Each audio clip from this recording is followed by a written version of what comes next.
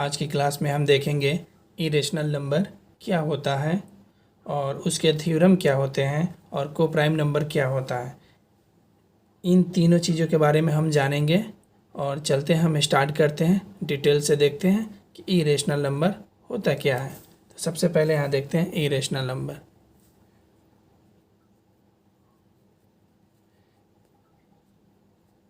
Rational number class 9th में हम लोग पढ़ चुके हैं इरेशनल नंबर के बारे में।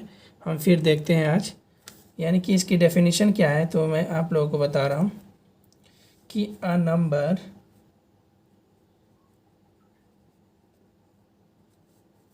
Is said to be irrational, यानी कि ए नंबर होगा उसको कहेंगे irrational number if it cannot B written in the form of P by Q, where P and Q are integers and Q not equal to 0। यानी कि irrational number वो number होते हैं कि जो P बाई Q के form में ना हो और Q नॉट इक्वल टू 0, इसके फॉर्म में अगर जो सारे नंबर नहीं मिलते हैं वो हमारा नंबर कहलाता है इरेशनल नंबर। समझ में आ गया? यानी कि a number is said to be irrational if it cannot be written. इसके फॉर्म में P बाई Q के फॉर्म में अपन लोग नहीं लिख सकते हैं, उसी फॉर्म में नहीं लिख सकते हैं, और इसी फॉर्म में जो भी नंबर अगर हमें दिखाई देता है तो हम बोलेंगे उसको रेशनल नंबर। अगर इसके फॉर्म में हमें नहीं दिखाई देता है तो बोलेंगे इरेशनल नंबर। जैसे एग्जांपल में देखते हैं, जैसे √2, √3 पाई एक्सेट्रा। आई बात समझ में? यानी कि ये सारे वो नंबर हैं जो कि इरेशनल नंबर में आते हैं। समझ में आ गया? अब इसके कुछ थ्योरम है इरेशनल नंबर को प्रूव करने के लिए कि ये जो √2, √3 पाई एक्सेट्रा जो भी होंगे उसको कैसे अपन लोग प्रूव कर सकते हैं। उसके कुछ थ्योरम है, उस थ्योरम को अपन लोग याद करेंगे। वो कैसा है तो यहाँ पर मैं आप लोग को बता रहा हूँ। थ्योरम बहुत ही इम्पोर्टेंट चीज़ है, इस थ्योरम को हमें याद रखना होगा कि if P divides a square, then P also divide by a। ये थ्योरम बहुत ही इम्पोर्टेंट है और इसी बेसिस पे हमें क्या करना है, इरेशनल नंबर को प्रूव करना है। जैसे इसमें क्या है कि वेयर जो a is a positive integers होंगे,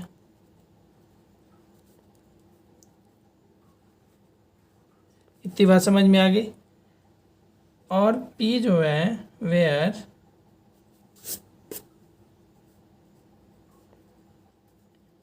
प्राइम नंबर।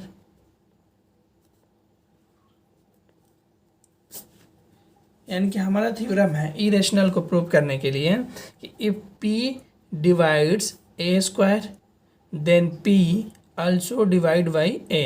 कहने का मतलब है कि a स्क्वायर को अगर डिवाइड करता है P तो हमें a अपॉन P, यानी कि a को भी हमें क्या करेगा, डिवाइड करेगा P।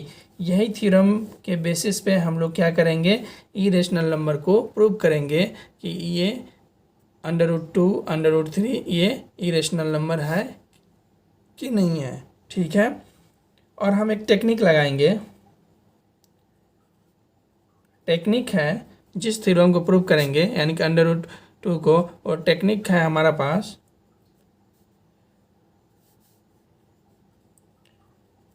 कंट्राडिक्ट्स। ये हमारा एक टेक्निक है। इसी टेक्निक के बेस पे क्या करेंगे अपन लोग, इरेशनल नंबर को प्रूव करेंगे। तो यहाँ पे देखते हैं, स्टार्ट करते हैं और उसको प्रूव करते हैं। देखते हैं कि अगर हम यहाँ पे एग्जांपल लेते हैं, √2 इज़ अ इरेशनल, यानी कि ये √2 क्या है, इरेशनल नंबर है। हमें ये प्रूव करना है कि आखिर √2 इरेशनल नंबर है तो कैसे है। ठीक है, तो इस चीज़ को अपन लोग क्या करते हैं, प्रूव करते हैं। तो कैसे करेंगे, तो यहाँ पे सॉल्यूशन और यहाँ पे लेट करते हैं, लेट्स कंसीडर करते हैं अपन लोग,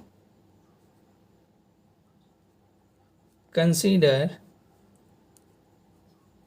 that √2 is a rational number. यानी कि हम क्या कर रहे हैं कि जो √2 है इसको अपन लोग कंसीडर कर रहे हैं कि ये रेशनल नंबर है। ठीक है, लेकिन हमें पहले से पता है कि √2 जो है इरेशनल नंबर है, लेकिन हम यहाँ पे कंसीडर कर रहे हैं, इसको मान रहे हैं कि √2 क्या है, रेशनल नंबर है, मान के चल रहे हैं। तब हम देखेंगे कि क्या ये वास्तविक में इरेशनल नंबर है कि रेशनल नंबर है। इस चीज़ को अपन लोग क्या करेंगे, प्रूव करेंगे। तो यहाँ पे हो गया। तो इस चीज़ को अपन लोग क्या करेंगे, हमारा जो थ्योरम था P divides A² then P also divide by A, तो इसके फॉर्म में लिखेंगे। तो इसको अपन लोग लिखते हैं A/B इक्वल हो जाएगा √2। कोई प्रॉब्लम इसमें। और यहाँ पे हमारा क्या है, A एंड B को प्राइम, यानी कि A एंड B को प्राइम, यानी कि को प्राइम को यहाँ समझते हैं रियल में होता क्या है, को प्राइम। को प्राइम वो नंबर होते हैं जो सिर्फ 1 से ही डिवाइड हो। यानी कि यहाँ पे सपोज करो, अगर हम यहाँ पे 23 ले लेते हैं और यहाँ पे अपन लोग क्या लेते हैं, 3 लेते हैं, कोई प्रॉब्लम इसमें तो नहीं। देखो 23 और 1 ये दोनों नंबर एक ही नंबर से डिवाइड होता है, इसके अलावा किसी दूसरे के टेबल में नहीं आता है।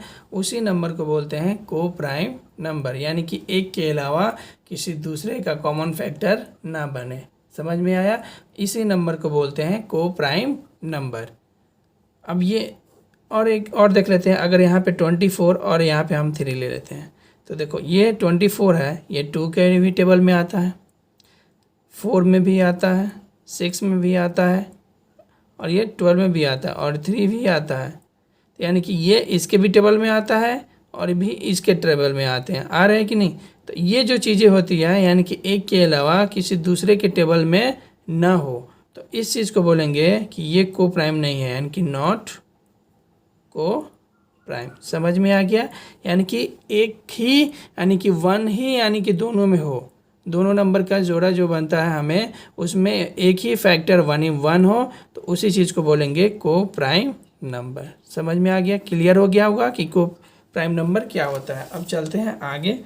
अब यहाँ पे देखते हैं, अब A/B है और इक्वल टू में √2 है, तो इसको अपन लोग क्या करते हैं, इस रूट को अपन लोग हटाएंगे। तो कैसे हटाएंगे, तो यहाँ पे करते हैं स्क्वायरिंग ऑन बोथ साइड्स, कोई प्रॉब्लम। तो यहाँ पे स्क्वायरिंग करते हैं, A/B का होल स्क्वायर, और यहाँ पे होगा √2 का होल स्क्वायर। इसमें कोई प्रॉब्लम नहीं। तब ये स्क्वायर हटेगा तो ये A का भी स्क्वायर हो जाएगा और ये नीचे वाला भी हो जाएगा स्क्वायर। अब ये हो जाएगा √2, तो √2 का स्क्वायर होगा तो ये डायरेक्टली क्या होता है, 2। अब ये कैसे होता है, मैं यहाँ पे आप लोग को बता दे रहा हूँ। देखो ये √2 का मतलब होता है, सिर्फ √2 का मीनिंग होता है 1/2। इतनी बात समझ में आई। अब यहाँ पे हमने क्या लिखा, √2, यानी कि √2 यानी कि 2√2 ऐसे लिख सकते हैं। अब मैंने बताया कि √, का मीनिंग क्या होता है, इसकी वैल्यू कितनी होती है 1/2। तो देखो ये 2 हो गया, इसके पावर कितना हो गया 1/2 इंटू इसकी पावर कितनी हो गई 1/2। अब इन दोनों का ये देखो यहाँ पे ये बेस है, ये पावर है, ये बेस है, ये पावर है, बीच में क्या है मल्टीप्लाई है। तो दोनों बेस जब सेम होता है तो एक हम लोग बेस लेते हैं और इनकी जो पावर होते हैं उनको ऐड कर देते हैं।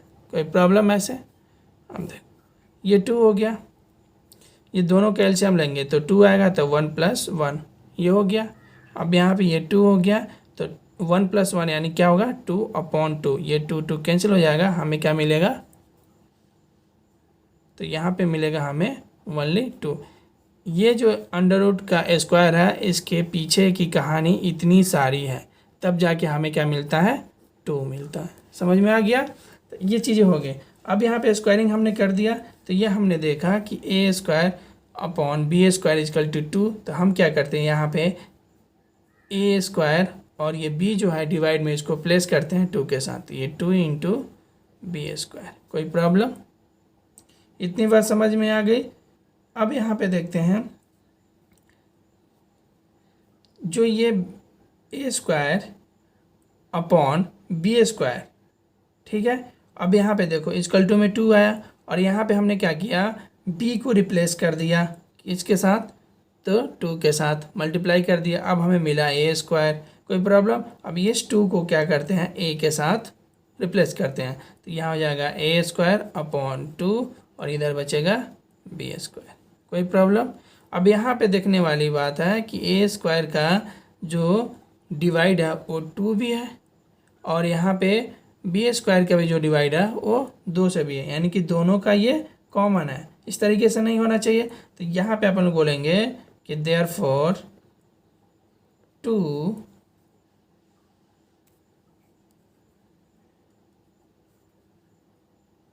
divisible by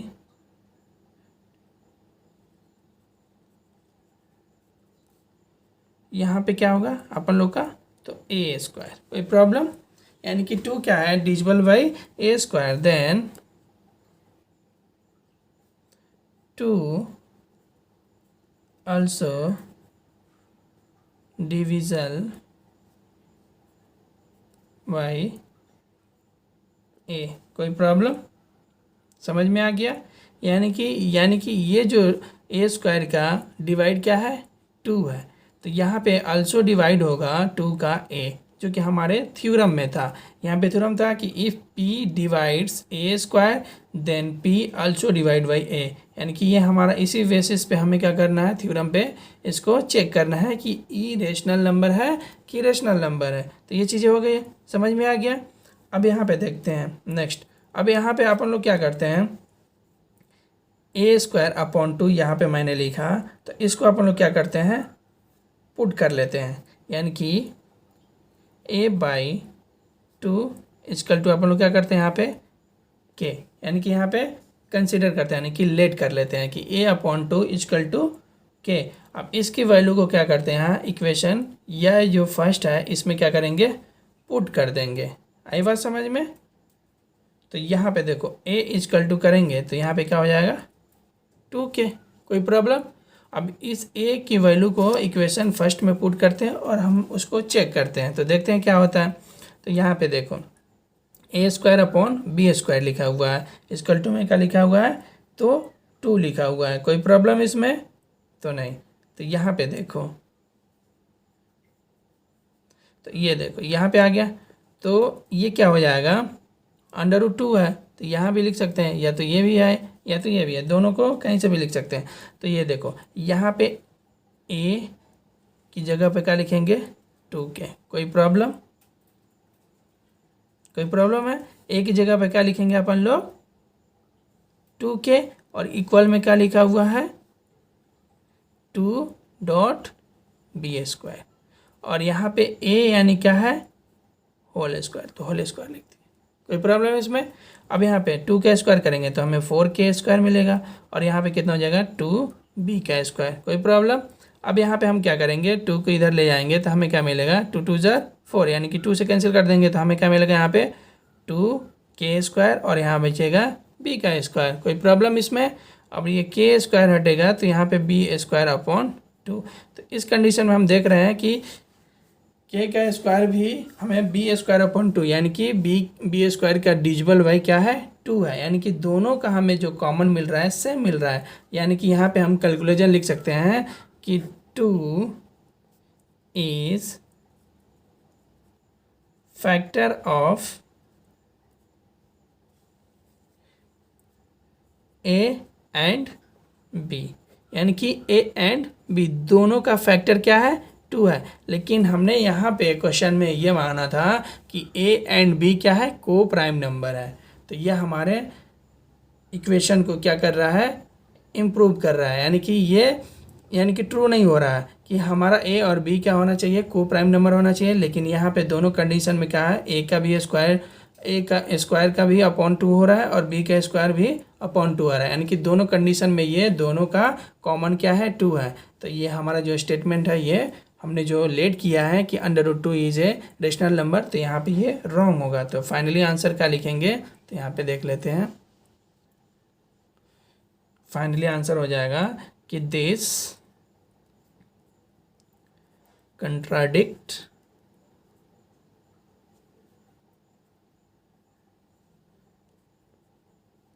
the fact that √2 is a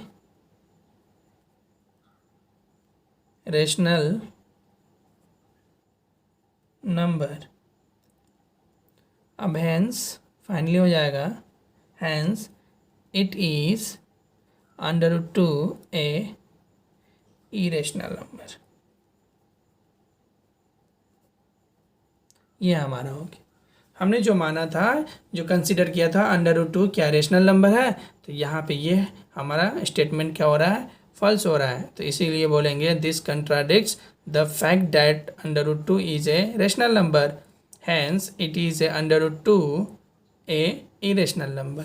समझ में आ गया ये क्या होता है। अब चलते हैं एक्सरसाइज 1.3 को देखते हैं और उसमें से क्वेश्चन को सॉल्व करते हैं। एक्सरसाइज 1.3 इसमें क्वेश्चन में दिए NCERT का बुक है, जो कि हमारा एक्सरसाइज 1.3 में दिया है कि prove that √5 is irrational number. कोई प्रॉब्लम इसमें नहीं। तो यहाँ पे चेक करते हैं और इसको अपन लोग प्रूव करते हैं कि √5 है इरेशनल नंबर है कि रेशनल नंबर है। तो यहाँ पे question first, to prove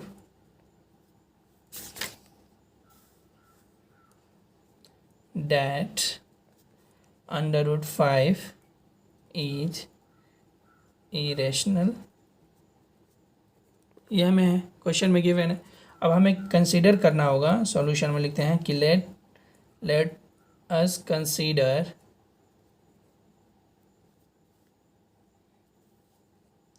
that √5 is a rational number। ये हमने कंसिडर कर लिया, ठीक है। अब फिर अपन लोग क्या लिखेंगे, इसको P/Q के फॉर्म में लिखेंगे, जो हमारा थ्योरम है।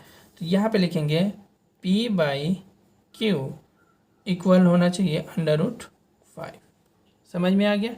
अब इस √5 को क्या करेंगे अपन लोग, यहाँ पे लिख देंगे P एंड Q जो है ये क्या है अपन लोग का, तो को प्राइम नंबर। समझ में आ गया।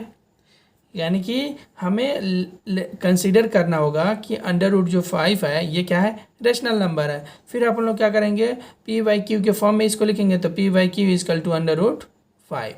समझ में आ गया। अब यहाँ पे देखेंगे कि स्क्वायरिंग ऑन बोथ साइड्स, यानी कि स्क्वायरिंग ऑन बोथ साइड्स करते हैं। तो यहाँ पे करेंगे तो P हो गया अपॉन में Q का होल स्क्वायर इक्वल टू √5 का होल स्क्वायर। तो हमें क्या मिलेगा, पी का स्क्वायर क्यू का स्क्वायर और यहाँ पे मिलेगा 5। तो हम पी स्क्वायर करेंगे तो हमें क्या मिलेगा 5 इंटू क्यू स्क्वायर। आई बात समझ में। और क्यू स्क्वायर करेंगे तो हमें क्या मिल जाएगा पी स्क्वायर अपॉन 5। ये हो गया अपन लोग का क्यू स्क्वायर। और इस क्वेश्चन को हम लोग क्या करते हैं फर्स्ट कंसिडर कर लेते हैं। समझ में आ गया। तो फिर यहाँ पे अपन लोग क्या लिखेंगे, थ्योरम लिखेंगे कि ए देयरफॉर जो 5 होगा वो क्या कहलाएगा, तो 5 डिवाइड, यानी कि ये पी के स्क्वायर से डिवाइड हो रहा है। देन जो 5 है also डिवाइड पी। समझ में आया। यानी कि ये P square upon 5 and P upon 5, यानी कि ये दोनों से डिवाइड हो रहा है। समझ में आ रहा है। तो ये थ्योरम है अपन लोग का। तो यहाँ पे अपन लोग कंसीडर कर लेते हैं कि पी अपॉन 5 जो दिया है इतना इक्वल टू अपन लोग क्या करते हैं के को लेट कर लेते हैं, कोई प्रॉब्लम। और यहाँ पे हो जाएगा पी इक्वल टू 5 के, कोई प्रॉब्लम। अब इस वैल्यू को उठा के हम इक्वेशन फर्स्ट में क्या करेंगे पुट करेंगे। तो यहाँ पे देखते हैं तो ये हो जाएगा 5k का होल स्क्वायर और यहाँ पे लिखा हुआ 5 डॉट क्यू स्क्वायर, कोई प्रॉब्लम इसमें। अब यहाँ पे चेक करेंगे 5 का स्क्वायर करेंगे तो हमें 25 के स्क्वायर और ये हो जाएगा 5 क्यू स्क्वायर, कोई प्रॉब्लम। अब यहाँ कट करेंगे तो यहाँ बचेगा 5 के स्क्वायर और यहाँ बचेगा क्यू स्क्वायर। ये 5 से 25 कैंसिल आउट कर देंगे, ये हो गया। अब यहाँ पे के स्क्वायर करेंगे तो हमें यहाँ मिलेगा क्यू का स्क्वायर अपॉन 5। यहाँ भी हम देख रहे हैं कि इस यानी कि दोनों कंडीशन में हमें दोनों का कॉमन फैक्टर क्या मिल रहा है हमें 5, जबकि ये नहीं होना चाहिए। हमें फैक्टर क्या को प्राइम नंबर यानी कि एक ही नंबर से डिवाइड हो। लेकिन यहाँ क्या है क्यू का भी डिजिबल क्या है 5 है और पी का भी डिजिबल क्या है 5 है। तो यहाँ बोलेंगे फाइनली होगा कि जो 5 is A factor of P and Q. तो यहाँ पे फाइनली क्या हो जाएगा कि जो 5 is A factor of P and Q. समझ में आया। यानी कि यहाँ पे जो दिया हुआ है इसका भी डिजिबल है और पी का भी डिजिबल है, यानी कि दोनों में कॉमन है 5। तो बोलेंगे इस कंडीशन में तो फाइनली जो आंसर लिखेंगे अपन लोग ये हो गया। अब इसके बाद फाइनली आंसर जो होगा कि this contradicts the fact that √5 is a rational number, hence it is an a √5 is a rational number. यानी कि जो हमारा स्टेटमेंट है वो क्या हो जाएगा फॉल्स हो जाएगा। तो यहाँ पे अपन लोग लिख लेते हैं कि this contradicts the fact that √5 is a rational